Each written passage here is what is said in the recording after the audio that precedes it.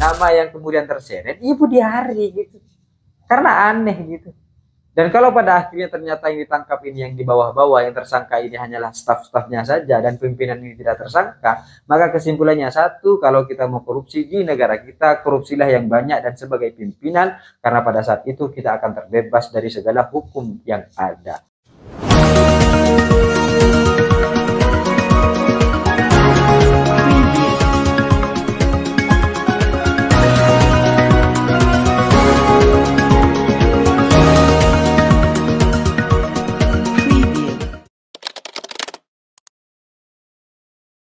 Hai korban ghosting, gimana nih perasaannya bagi kalian-kalian yang sudah tahu bahwa kekasihnya selingkuh dan sudah ketahuan ketangkap basah, masih aja bohong, gak mau ngaku. Kan ya malu gitu kan, ya minimal ngaku dah, minta maaf gitu kan, mengakui kesalahan, jangan malah nuduh-nuduh orang lain. Dan kita menutupi bahwa ini hanya kerja kelompok, Mas. Kelakuan-kelakuan begini ini, cara-cara begini ini, sok-sok gak tahu dan seolah-olah tidak terjadi apa-apa antara hubungan satu orang dengan orang lain. Ini tidak hanya terjadi dan dilakukan oleh para kekasih kita yang suka bohong kepada kita, tetapi juga dilakukan oleh pejabat menteri kita. Kita tahu bersama bahwa yang namanya kasus judi online sampai hari ini itu belum menemukan berbagai macam kejelasan seperti apa hukumannya, seperti apa akhir dari segala proses persidangannya. Tapi ada satu fakta baru yang kemudian keluar dalam persidangan hari ini. Kita tahu kan sebelumnya gitu kan, terjadi keramaian di khalayak publik ketika kemudian ada satu rekaman yang bocor saat Budi Ari diwawancara oleh salah satu wartawan, di mana di dalamnya menyebutkan bahwa bagi Budi Ari ini semua hanyalah akalan-akalannya PDI Perjuangan. Ini semua dilakukan oleh PDI Perjuangan karena gak suka ke saya, karena gak suka ke Jokowi, dan saya adalah orang Jokowi. Ketika itu ramai, ketika itu semua tersebar, akhirnya Budi Ari menghilang dari peradaban judi online. Dan sebelum itu, Budi Ari yang kemudian menuduh PDIP, dan ini semua karena awalnya ada satu fakta yang kemudian tertulis di laporan yang diberikan oleh kejaksaan bahwa Budi Ari mendapat jatah 50% dari pengamanan situs judi online ini. Dari ini mulanya gitu. Sehingga kemudian ketika ditanya oleh para wartawan, ditanya oleh para media, entah Gusti Allah boten sare gitu kan, Tuhan tidak tidur. Kemudian dia diwawancarai, dia tidak mau memberikan banyak keterangan. Pada saat itu masih ngurus yang namanya Kurasi Desa Merah Putih. Entah ini ngurus buat dikorupsi juga atau memang lagi ngurus. Kemudian setelah itu akhirnya ada rekaman yang bocor, ramailah itu di publik, dan sampai hari ini kemudian persidangannya terus berlangsung. Dan hari ini ada satu fakta baru yang kemudian kalau kita lihat secara sederhana, akhirnya fakta-fakta ini semakin memberikan kejelasan bahwa Budi Ari juga ikut terlibat dalam proses pengamanan situs judi online. Jadi ada salah satu cerita kesaksian di pengadilan dari Pak Rajo gitu kan, yang beliau ini mengetahui terkait dengan berbagai macam permainan penjagaan website situs judi online. Kemudian beliau melaporkan kepada Pak Arif menyampaikan kepada Pak Menteri. Menterinya waktu itu Budi Ari, Menteri Komunikasi dan Informasi, Kominfo, yang sekarang berubah jadi Kombiji. Dilaporkan itulah kepada Pak Menteri yang namanya Budi Ari, langsung ditelepon pada saat itu. Tapi dalam satu posisi, pada akhirnya karena tidak ada bukti yang jelas, maka ini nih khawatir untuk kemudian dilanjutkan.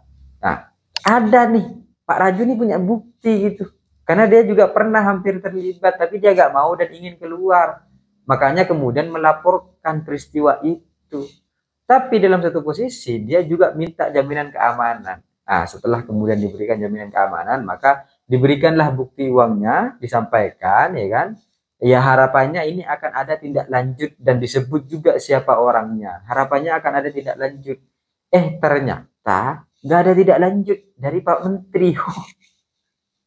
Namun ketika kemudian di follow up, beliau ingin menyampaikan, iya ternyata Bapak Menteri kita ini setuju dengan yang namanya pemberantasan judi online.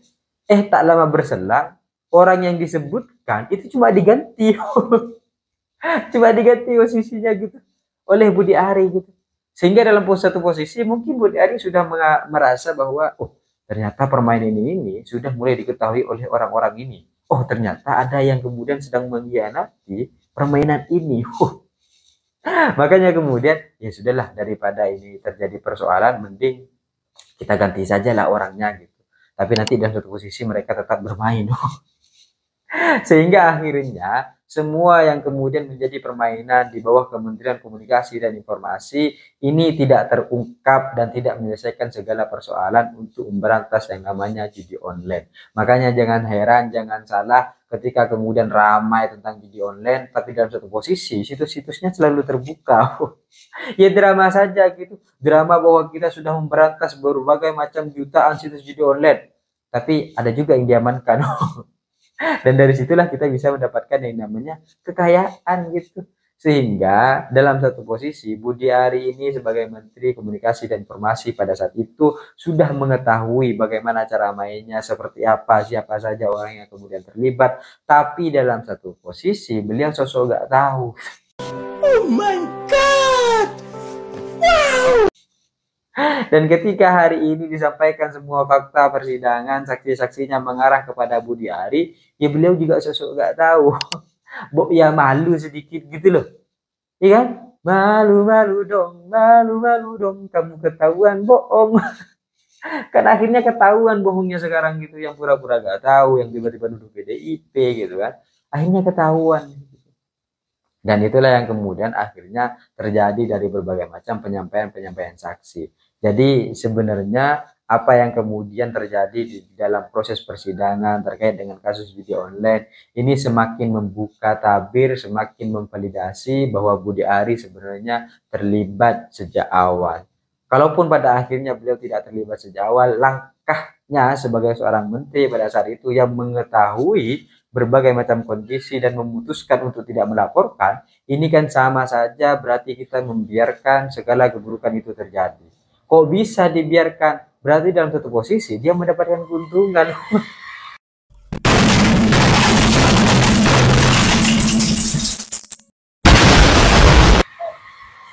Iya kan? Gak mungkin orang yang gak punya keuntungan, tapi yaudahlah biarin aja gitu. Loh, gak bisa. Mereka pejabat publik yang kemudian diberikan oleh negara, uang negara harus dikelola dan dikembalikan kepada negara, malah dibiarkan begitu saja. Nah, ini kan aneh akhirnya gitu kan. Maka dalam satu posisi ketika Budi Ari ini mengetahui dan beliau tidak bertindak apa-apa, justru hanya mengorkestrasi dengan mengganti orang-orang tertentu tersebut, dalam satu posisi berarti ada hal yang kemudian menguntungkan sehingga semua ini tetap harus dijaga. Kalaupun pada akhirnya ternyata itu tidak dalam satu hal yang akhirnya beliau ini sebenarnya juga ikut menjaga atau terlibat sejak awal, tapi dalam satu posisi beliau, Pak Budi Ari, ini menghambat yang namanya proses penyelidikan yang seharusnya bisa sudah dilakukan sejak awal. Maka kerugian-kerugian yang dirasakan oleh masyarakat pada saat itu tidak terlalu banyak dampaknya gitu. Karena yang namanya judi online ini tidak hanya menguras harta kekayaan, tetapi juga menguras keadaan sosial. Yang awalnya kita gak punya, yang punya teman banyak, bisa jadi gak punya teman gitu. Karena teman kita utangi terus untuk judi gitu. Kan kesel jadinya. Terjadi perselisihan atau dengan keluarga-keluarganya gitu kan. Ini yang kemudian dampak buruknya dari berbagai macam kasus dan peristiwa judi online kalau tidak ditangani dengan baik. Maka ketika hari ini ada fakta-fakta baru yang kemudian terungkap kembali, fakta-fakta ataupun ucapan-ucapan dalam persidangan ini semakin mendekatkan Budi Ari kepada tersangka. Karena pokok yang terlibat gitu, nama yang kemudian terseret, Budi Ari gitu. Karena aneh gitu. Dan kalau pada akhirnya ternyata yang ditangkap ini yang di bawah-bawah, yang tersangka ini hanyalah staf-stafnya saja dan pimpinan ini tidak tersangka, maka kesimpulannya satu, kalau kita mau korupsi di negara kita, korupsilah yang banyak dan sebagai pimpinan, karena pada saat itu kita akan terbebas dari segala hukum yang ada. Kita bisa menumbalkan karyawan kita bisa menumbalkan staf kita, tapi kita tetap aman dengan berbagai macam pembagian yang harus kita berikan lagi kepada mereka yang menjadi tersangka. Tapi apapun itu, kita berharap bahwa ini akan semakin terang benderang dan tidak ada yang namanya tumbal dalam kasus peristiwa judi online, dalam kasus pengungkapan judi online, tapi benar sebagai dia yang kemudian akhirnya selama ini telah mengamankan dan berkompromi dengan berbagai macam pihak untuk mendapatkan keuntungan pribadi. Saya pikir itu cita-cita saya, seperti Gibran, tapi saya sadar diri dan sadar posisi. See you, Korban Ghosting.